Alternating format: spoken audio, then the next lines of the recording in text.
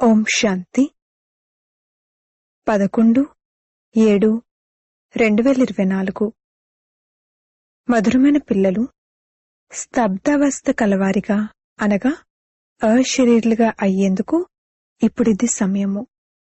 ఈ అవస్థలోనే ఉండే అభ్యాసం చేయండి. ప్రశ్న: అన్నింటికన్నా ఉన్నతమైన గమ్యమేమిటి? అదెలా ప్రాప్తిస్తుంది? జవాబు: సంపూర్ణ నిర్వికారి దృష్టి కలవారిగా అవ్వాలి. ఇదే ఉన్నతమైన గమ్యం.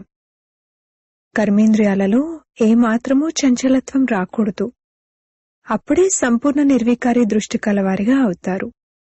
ఎప్పుడైతే ఇటువంటి అవస్థ ఏర్పడుతుందో అప్పుడు విశ్వరాజ్యాధికారం లభించగలదు. ఉన్నతిలోకి వెళ్తూ ఉంటే వైకుంఠ రసాన్ని ఆస్వాదిస్తారు అని అంటూ ఉంటారు కూడా. అనగా రాజులకే రాజులుగా అవుతారు, లేకపోతే ప్రజలుగా అవుతారు. ఇప్పుడు చెక్ చేసుకోండి, నా వృత్తి ఎలా ఉంది? ఎటువంటి పొరపాట్లు జరగడం లేదు కదా? ఓం శాంతి. ఆత్మాభిమానులుగా కూర్చోవాలి. స్వయాన్ని ఆత్మగా భావించండి అని తండ్రి పిల్లలకు అర్థం చేయిస్తున్నారు. ఇప్పుడు బాబా ఆల్రౌండర్ దాదీని అడుగుతున్నారు, సత్యుగంలో ఆత్మాభిమానులుగా ఉంటారా లేక దేహాభిమానులుగా ఉంటారా? అక్కడైతే ఆటోమేటిక్గా ఆత్మాభిమానులుగా ఉంటారు. గడియ గడియ స్మృతి చేయవలసిన అవసరం ఉండదు. అయితే అక్కడేమని భావిస్తారంటే, ఇప్పుడు ఈ శరీరం పెద్దదైపోయింది, ఇప్పుడిక దీన్ని వదిలి కొత్త శరీరాన్ని తీసుకోవాలి. ఏ విధంగా సర్పం యొక్క ఉదాహరణ ఉందో అదే విధంగా ఆత్మ కూడా ఈ పాత శరీరాన్ని వదిలి కొత్త దాన్ని తీసుకుంటుంది. భగవంతుడు ఉదాహరణలిచ్చి అర్థం చేయిస్తారు. మీరు మనుషులందరికీ జ్ఞానాన్ని బూబూ చేస్తూ తమ సమానంగా జ్ఞానవంతులుగా తయారు చేయాలి. తద్వారా వారు ఫరిష్తాలుగా, నిర్వికారి దేవతలుగా అవుతారు. మనుషుల నుండి దేవతలుగా తయారు చేయడమే ఉన్నతోన్నతమైన చదువు. మనుషుల నుండి దేవతలుగా తయారు చేశారు అని అంటూ ఉంటారు కూడా. అలా ఎవరు తయారు చేశారు? దేవతలైతే అలా తయారు చేయలేదు. భగవంతుడే మనుషులను దేవతలుగా తయారు చేస్తారు. మనుషులకి ఈ విషయాల గురించి తెలియదు. మీ లక్ష్యం, ఉద్దేశం ఏమిటి అని మిమ్మల్ని అన్ని చోట్ల అడుగుతూ ఉంటారు. మరి అలాంటప్పుడు మీ లక్ష్యం, ఉద్దేశం వివరిస్తూ ఒక చిన్న కరపత్రం ఎందుకు ముద్రించబడి ఉండకూడదు? ఎవరైనా అడిగితే వారికి ఆ కరపత్రాన్ని ఇచ్చినట్లయితే వారు దాని ద్వారా అర్థం చేసుకుంటారు. బాబా అయితే చాలా బాగా అర్థం చేయించారు. ఈ సమయంలో ఇది కలియుగం, పతిత ప్రపంచం. ఇందులో అపారమైన దుఃఖాలున్నాయి. ఇప్పుడు మనం మనుషులను సత్యుగ పావన మహాసుఖధామంలోకి తీసుకువెళ్లే సేవ చేస్తున్నాము, లేక ఆ దారిని తెలియజేస్తున్నాము. మనము అద్వైత జ్ఞానాన్ని ఇస్తున్నామని కాదు. వారైతే శాస్త్రాల జ్ఞానాన్ని అద్వైత జ్ఞానంగా భావిస్తారు. వాస్తవానికి అది అద్వైత జ్ఞానమేమీ కాదు. అద్వైత జ్ఞానమని రాయడం కూడా తప్పే. మనుషులకు దీన్ని స్పష్టం చేసి అర్థం చేయించాలి. మన ఉద్దేశం ఏమిటి అని ఎవరైనా వెంటనే అర్థం చేసుకోగలిగేలా వివరణ రాయబడి ఉండాలి. కలియుగ పతిత భ్రష్టాచారి మనుషులను మనం అపారమైన దుఃఖాల నుండి విడిపించి సత్యుగ పవిత్ర శ్రేష్టాచారి అపార సుఖాల ప్రపంచంలోకి తీసుకువెళ్తాము. బాబా ఇటువంటి వ్యాసాలు పిల్లలకిస్తారు. ఇది స్పష్టంగా రాయాలి. అన్ని చోట్ల మీరు రాసింది ఉండాలి. వెంటనే దాన్ని తీసివ్వాలి.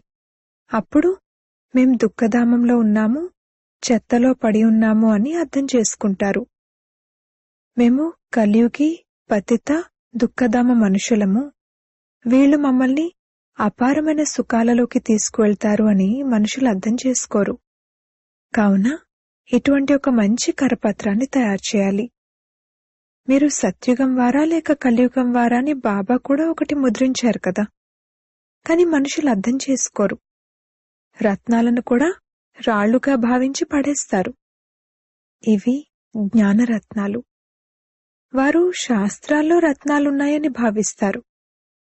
ఇక్కడ అపారమైన దుఃఖం ఉంది అని వారు అర్థం చేసుకునేలా మీరు స్పష్టం చేసి చెప్పండి. దుఃఖాల లిస్టు కూడా ఉండాలి. తక్కువలో తక్కువ 101 తప్పకుండా ఉండాలి. ఈ దుఃఖధామంలో అపారమైన దుఃఖాలున్నాయి. అవన్నీ రాయండి. ఆ లిస్ట్ అంతా తయారు చేయండి. ఇంకొక వైపేమో అపారమైన సుఖం ఉంటుంది. అక్కడ దుఃఖమన్న మాటే ఉండదు. ఇప్పుడు మేము ఆ రాజ్యాన్ని లేక సుఖధామాన్ని స్థాపిస్తున్నాము అని అందులో ఉండాలి.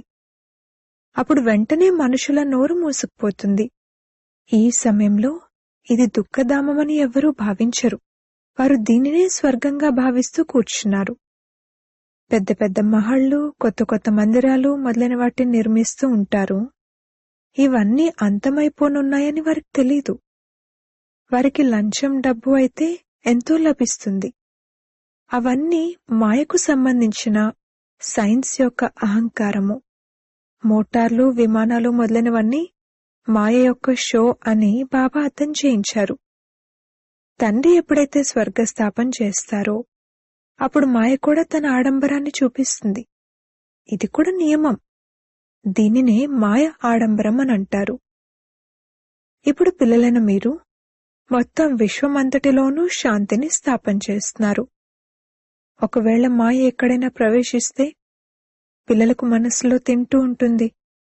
ఎప్పుడైనా ఎవరి నామరూపాల్లోనైనా చిక్కుకుంటే వీరు వికారీ దృష్టి కలవారు అని తండ్రి అర్థం చేయిస్తారు.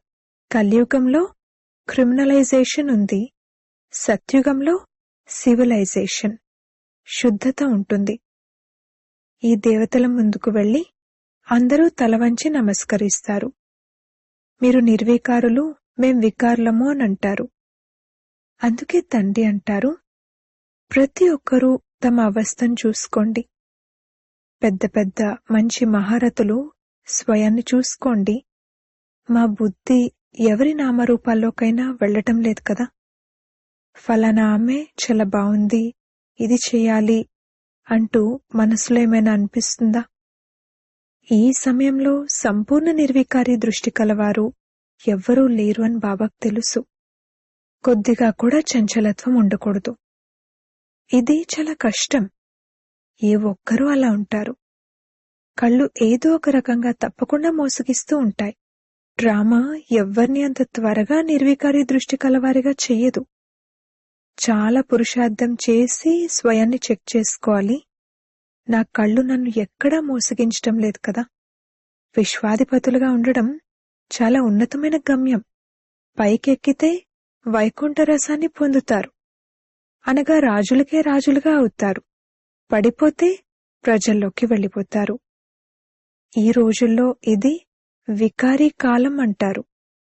ఎంత గొప్ప వ్యక్తి అయినా, రాణి అయినా, కాని తనలో కూడా నన్నెవరైనా చంపేస్తారేమో అన్న భయం ఉంటుంది. మనుషులు ప్రతి ఒక్కరిలోనూ అశాంతి ఉంది. కొంతమంది పిల్లలు కూడా ఎంత అశాంతి వ్యాపింపజేస్తారు. మీరు శాంతిని స్థాపిస్తున్నారు. కావున మొదట మీరు స్వయం శాంతిలో ఉండండి. అప్పుడే ఇతరులో కూడా ఆ బలం నిండుతుంది. అక్కడైతే ఎంతో శాంతిగల రాజ్యం ఉంటుంది. కళ్ళు శుద్ధంగా అయిపోతాయి. కావున తండ్రి అంటున్నారు, ఈరోజు ఆత్మనైన నా వృత్తి ఎలా ఉంది అని మిమ్మల్ని మీరు చెక్ చేసుకోండి. ఇందులో ఎంతో శ్రమ ఉంది. మిమ్మల్ని మీరు సంభాళించుకోవాలి. అనంతమైన తండ్రికి కూడా ఎప్పుడూ నిజం చెప్పరు. అడుగడుగులోనూ పొరపాట్లు జరుగుతూ ఉంటాయి. కొద్దిగా ఆ అశుద్ధ దృష్టితో చూసినా, పొరపాటు జరిగినా వెంటనే నోట్ చేసుకోండి. ఎప్పటి వరకైతే పూర్తి పొరపాట్లు లేనివారిగా అవ్వరో అప్పటి వరకు 10-20 పొరపాట్లయితే రోజు చేస్తూనే ఉంటారు. కాని ఎవ్వరూ సత్యం చెప్పరు. దేహాభిమానం వల్ల తప్పకుండా ఏవో పాపాలు జరుగుతూ ఉంటాయి. అది లోపల తింటూ ఉంటుంది. కొందరైతే పొరపాటు అని దేన్నంటారో కూడా అర్థం చేసుకోరు. జంతువులేమైనా అర్థం చేసుకుంటాయా? మీరు కూడా ఈ జ్ఞానానికి ముందు కోతి బుద్ధి కలవారిగా ఉండేవారు. ఇప్పుడు కొందరు 50%, కొందరు 10%, కొందరు మరికొంత మారుతూ ఉంటారు. ఈ కనులైతే ఎంతగానో మోసగిస్తూ ఉంటాయి. అన్నింటికన్నా చురుకైనవి ఈ కళ్ళే. తండ్రి అంటారు, ఆత్మైన మీరు అశరీరిగా వచ్చారు. అప్పుడు శరీరం లేదు. ఇప్పుడు ఏ శరీరాన్ని తీసుకుంటామో, ఏ సంబంధంలోకి వెళ్తామో మీకేమైనా తెలుసా? ఏమీ తెలీదు. గర్భంలో అంతా స్తబ్దంగానే ఉంటుంది. ఆత్మ పూర్తిగా స్తబ్దంగా అయిపోతుంది. ఎప్పుడైతే శరీరం పెద్దదవుతుందో అప్పుడు తెలుస్తుంది. కావున మీరు ఈ విధంగా తయారై వెళ్ళాలి. ఇప్పుడిక ఈ పాత శరీరాన్ని వదిలి మనం వెళ్ళాలి. మళ్ళీ ఎప్పుడైతే శరీరాన్ని తీసుకుంటారో అప్పుడు స్వర్గంలో తమ పాత్రను అభినయిస్తారు. ఇప్పుడిది స్తబ్దంగా అయ్యే సమయం. ఆత్మ సంస్కారాలు తీసుకువెళ్ళినా ఎప్పుడైతే శరీరం పెద్దదవుతుందో అప్పుడు సంస్కారాలు ఇమర్చ్ అవుతాయి. ఇప్పుడు మీరు ఇంటికి వెళ్ళాలి.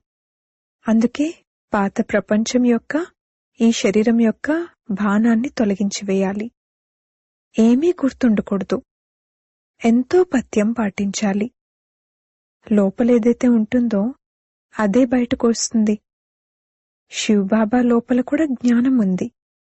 నాకు కూడా పాత్ర ఉంది. జ్ఞానసాగరుడు అని నా గురించే అంటారు. మహిమను గానం చేస్తారు కాని అర్థమేమీ అర్థం చేసుకోరు. ఇప్పుడు మీరు అర్థసహితంగా తెలుసుకున్నారు.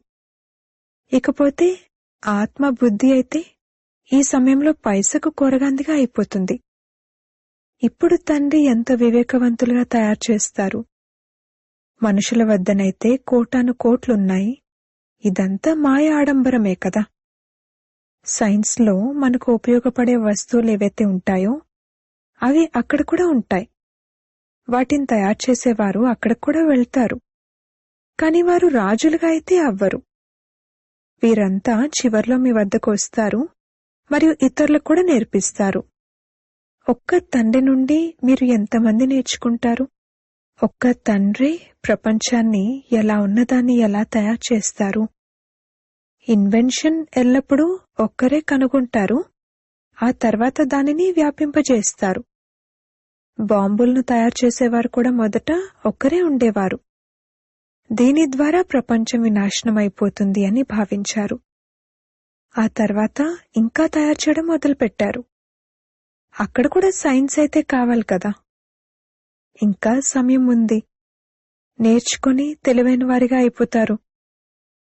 తండ్రి పరిచయం లభించాక ఇక స్వర్గంలోకి వచ్చి పనివారిగా అవుతారు.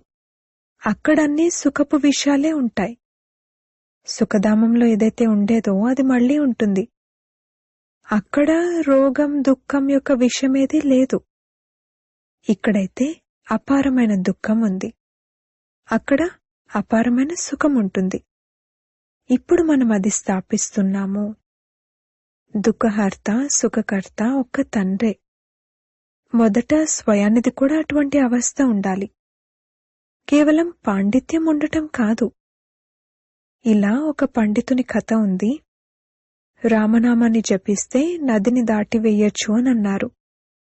అది ఈ సమయంలోని విషయమే. మీరు తండ్రి స్మృతిలో విషయసాగరం నుండి క్షీరసాగరంలోకి వెళ్ళిపోతారు. ఇక్కడ పిల్లలైన మీ అవస్థ చాలా బావుండాలి. యోగ బలం లేకపోతే, అశుద్ధ దృష్టి ఉన్నట్లయితే వారి బాణం తగలదు. కళ్ళు శుద్ధంగా ఉండాలి. తండ్రి స్మృతిలో ఉంటూ ఎవరికైనా జ్ఞానాన్ని ఇచ్చినట్లయితే బాణం తగులుతుంది. జ్ఞానమనే ఖడ్గంలో యోగమనే పదును కావాలి. జ్ఞానం ద్వారా ధనం యొక్క సంపాదన జరుగుతుంది. శక్తి అంతా స్మృతిదే.